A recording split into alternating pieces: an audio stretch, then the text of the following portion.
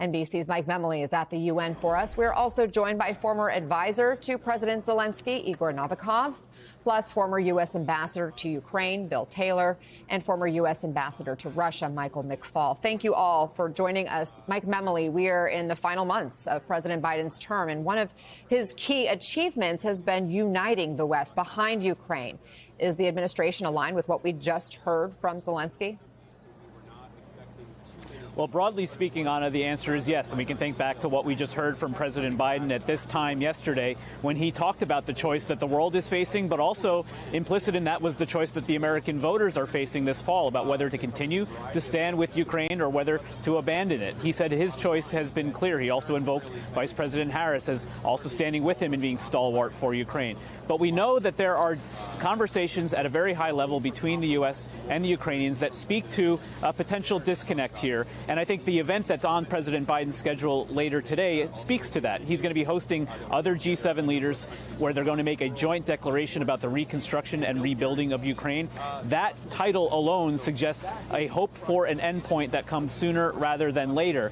But I think as interesting as it was to hear from President Zelensky to the broader UN today, talking about the continued threats that Ukraine faces, warning against a frozen truce rather than a lasting peace, his comments were much more blunt yesterday to a smaller gathering, the UN Security Council, when he talked about the need not just for plans, we need action, he said, is needed. He said that Russia can only be stopped by force. And so President Zelensky will be attending this meeting later today. This will be the first opportunity he may have to discuss with President Biden one of the major asks that Ukraine has been asking of the West, not just the United States, but the ability to use some of those weapons that have been provided to Ukraine to strike deeper into Russian territory. This meeting today will come ahead of a more formal sit-down that President Biden will host President Zelensky at the White House yesterday. President Zelensky will tomorrow, President Zelensky will also be meeting with Vice President Harris. But Anna, to that political dynamic here at home, interesting. Our team covering President Trump reporting this morning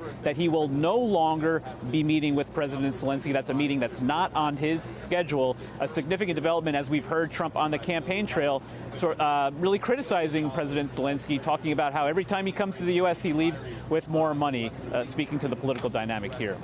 Mike Memoli, thank you for that reporting from the UN. Igor, coming back to what we just heard from Zelensky, he really stressed the nuclear threat of Russia's invasion. What is Zelensky hoping to achieve with this speech today, and what do you see as his biggest hurdle in this moment? Well, first of all, I have to point out the fact that the nuclear threat is real. So it's not a game, it's not a toy, it's not a strategy, it's a real threat. The case with the Zaporizhzhia power plant that happened in 2022 when I was captured is a real case. And God forbid, if one of the missiles just goes astray and hits a nuclear reactor, it'll be Chernobyl 2.0. So that threat is real. And President Zelensky is trying to get the world to wake up to the fact that we're living on the brink of a nuclear tragedy. And nobody's paying attention. But there's a lot more to his speech. I mean, first of all, there was a comment on the semi-peace. I think that was a jab at President Trump, direct jab, because Nobel Peace Prize, that was what President Trump was interested back in 2019 when President Zelensky had his first run-in with him, so to say. And also, I think the most important message was about peace, the real just peace, because the quickest way to peace, to that, hypocritical peace, is actually losing the war.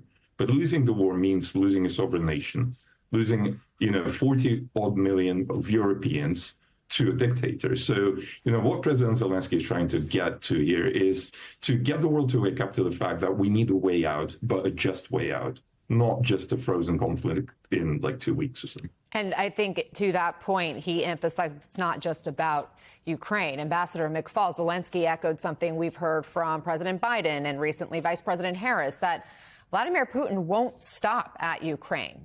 Here's part of that section of the speech. No just peace without Ukraine.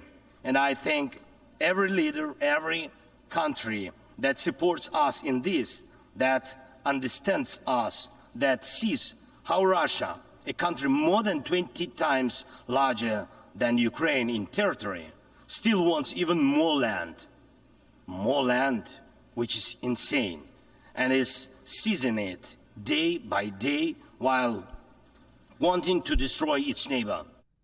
Ambassador McFaul, who do you think was his target audience today?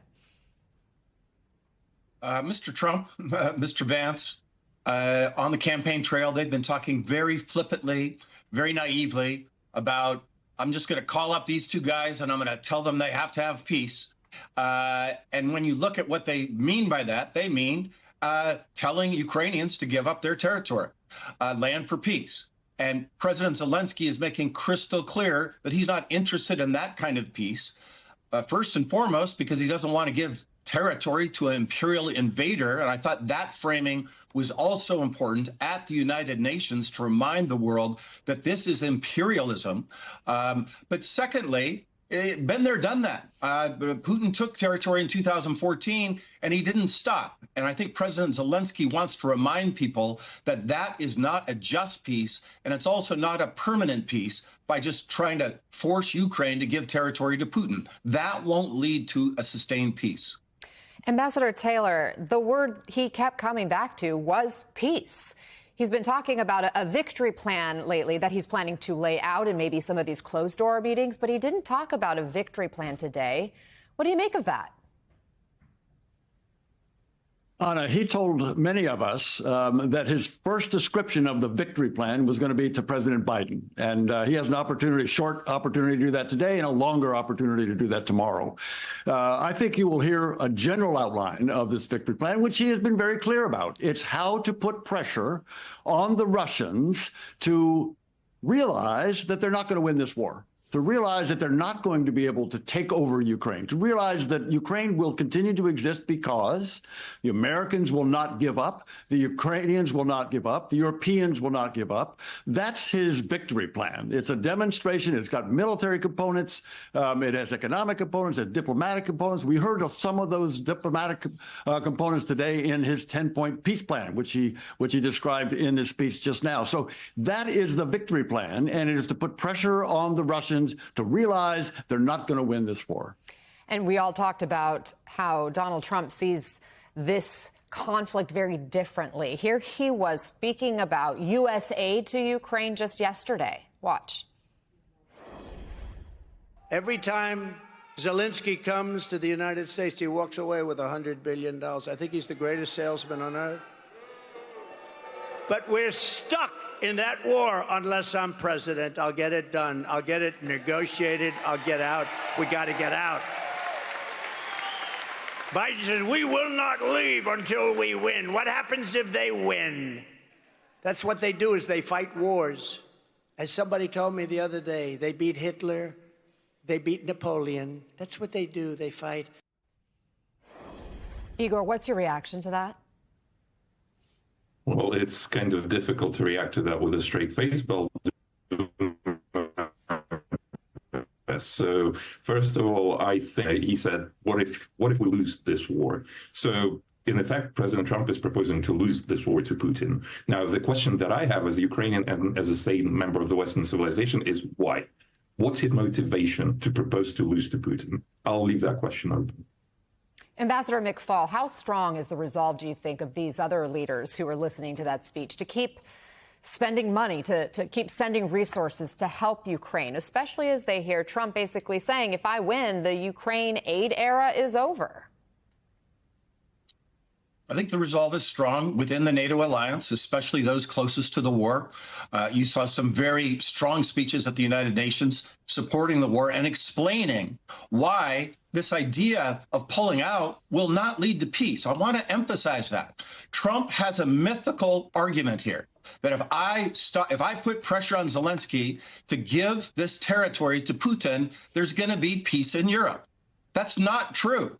We've been there. We've done that. Remember, this war started in 2014, not 2022. And I want to remind your listeners, President Trump was president for 4 years during that war. He did nothing to stop that war. Why should anybody believe that he'll be more successful this second time around? But the bottom line is there won't be peace unless the Russian soldiers are stopped, just as President Zelensky said. And so if you want peace, we have to give them the means to stop the Russian invasion. And Ambassador Taylor, to that idea of what those means are We know Zelensky is making this big push for allies to provide these long-range missiles so that he can hit further into Russia.